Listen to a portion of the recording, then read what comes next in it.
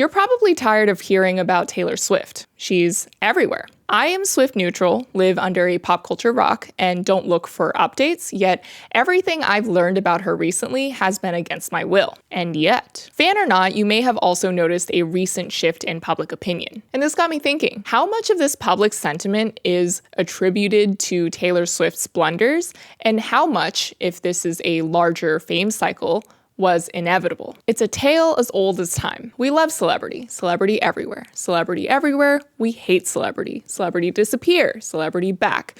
We love celebrity. And always did. Hey, it's Nicole. Welcome to me talking nonstop at you and you not being able to say a thing. We have a great time. Celebrity redemption arcs aren't new, but often they follow some scandalous behavior, like Justin Bieber doing everything, and Miley Cyrus shattering her Disney star image at the 2013 VMAs. History with that move, the twerk?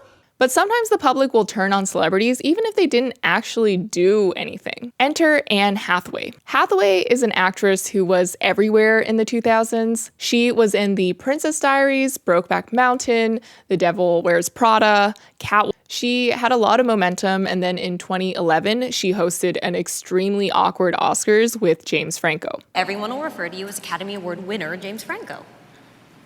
What do you mean, everyone? Like even my mom? That'd be weird if my mom called me Academy Award winner James Franco. And while people agreed that Hathaway at least tried compared to her stoned or asleep co-host, she seemed to get more hate. People started calling her a try-hard and a theater kid, derogatory. When she won an Oscar, people despised her even more. Her work ethic became annoying, her smile fake, her vibe that she makes everything all about her. The term Hatha-hate was coined.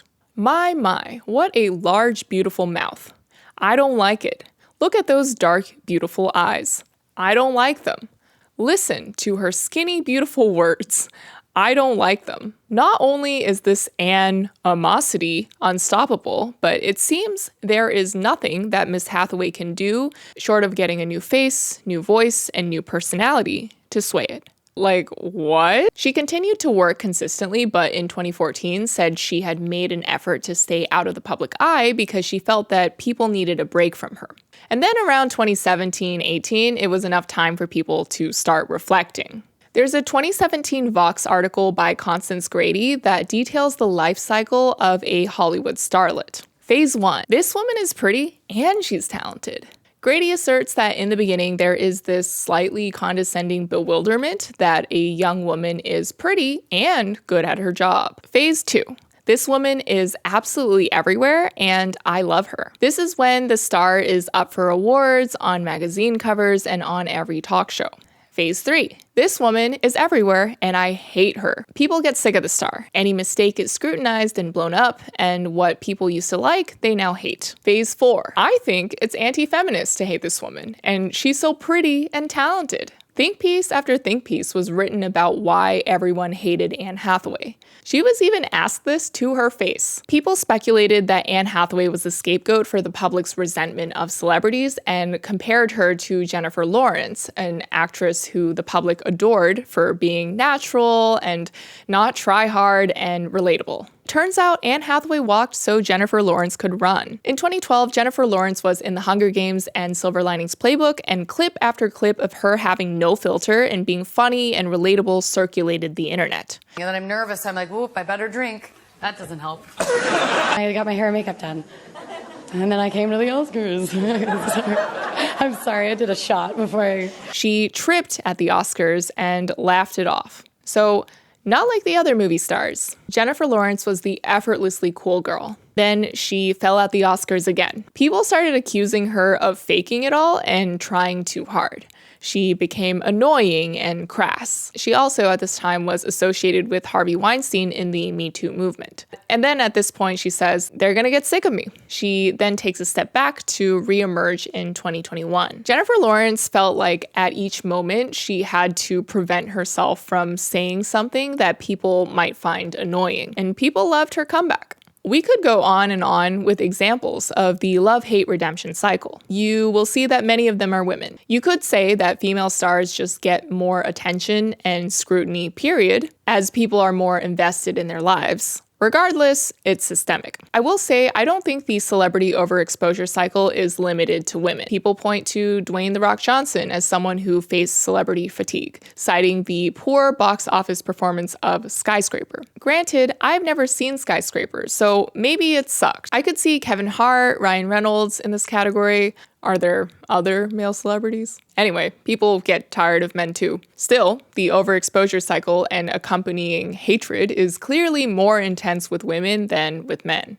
The Vox article points to Leonardo DiCaprio, who during his thirstiest Oscar-seeking promotional campaign was mocked but not viciously. More along the lines of, "Oh, he just wants it so badly," versus being called a tryhard.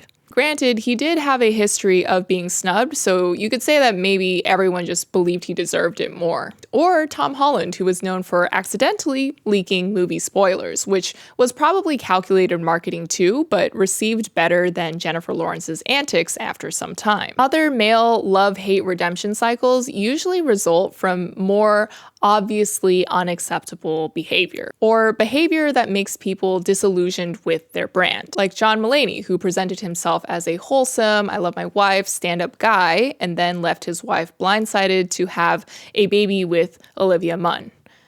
Allegedly. It's pretty intuitive that the more you see a celebrity, the more you get tired of seeing them. Margot Robbie seems to understand this and is timing her disappearing act. But there's a lot more at play. In Australia and New Zealand, tall poppy syndrome is when people criticize those who are successful.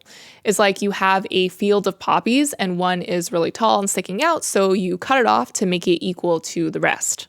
At a certain point, people will try to tear down someone who is on a pedestal and has nowhere to go but down. People might start rooting for a celebrity and feel happy for them on their come up, but then when they see the person everywhere and they've gotten too successful or are perceived as bragging about being successful, they want the celebrity to be humbled, taken down a peg. And then the media jumps on the downfall. David Thompson, film critic and author, says that deep down we loathe celebrities.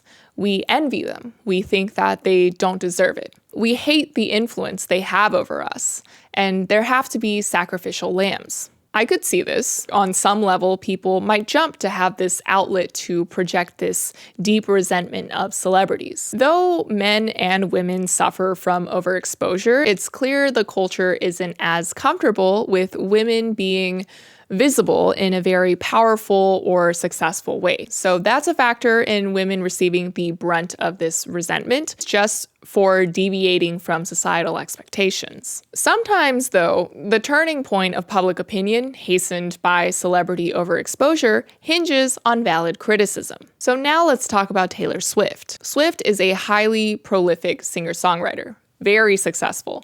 She released her Midnights album late 2022. She's currently on her massive Eras tour, boosting regional economies left and right. She's dating NFL player Travis Kelce from the Kansas City Chiefs, and legions of her fans, Swifties, have been tuning into games. Naturally, this means the NFL cameras are constantly panning to her, trying to take advantage of her popularity. Money talks. Swift has a massive amount of influence, and the media coverage is relentless. We're seeing their dates. We're seeing pap walks. We're hearing about Travis Kelce's mom. We're seeing ads. People who are neutral about Taylor Swift or hate her are just unable to avoid her anymore. At this point in the cycle, as the public is getting sick of her, people are primed to jump at her next mistake. And Swift has been making quite a few. Most recently, she's been under fire for threatening legal action against Jack Sweeney, a college student who runs social media accounts that track private jet usage and their carbon emissions. Swift has been called out for overusing her private jet and loaning it to friends and family who could probably just fly commercial. She's been said to fly to a concert and then home to sleep.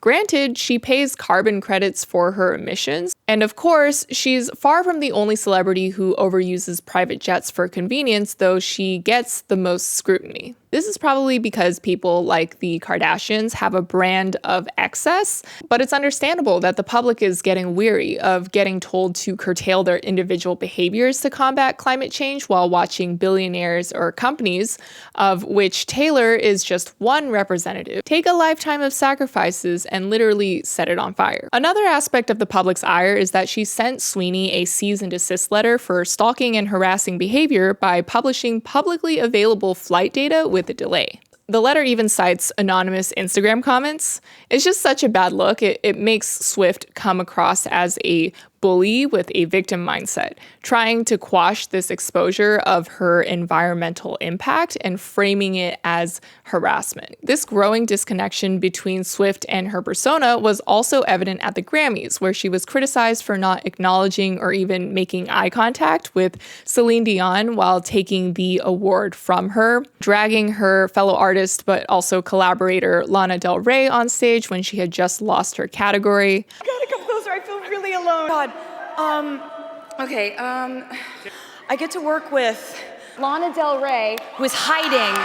I think she's a legacy artist, a legend in her prime right now. And using her own speech to promote her new album. Her PR team was said to have moved quickly to get a picture with Celine Dion backstage to counter the backlash. People then perceived a pattern of Taylor sweeping the faux pas under the rug by covering it up with PR instead of acknowledging any error. So, zooming out, there are many reasons why people are switching up on Taylor Swift. The stage was set with the overexposure.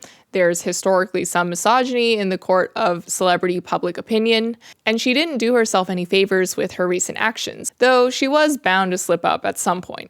Taylor Swift has been in the public eye for so long and has generally maintained a positive image, aside from her previous love-hate redemption cycle in 2016, and we're likely to see a repeat. The good news for Swifties is that if anything is learned from history, she'll lay low and come out the other side. As the sun rises in the east and sets in the west, the cycle continues. Some would say, it's just terrible, but like, inevitable?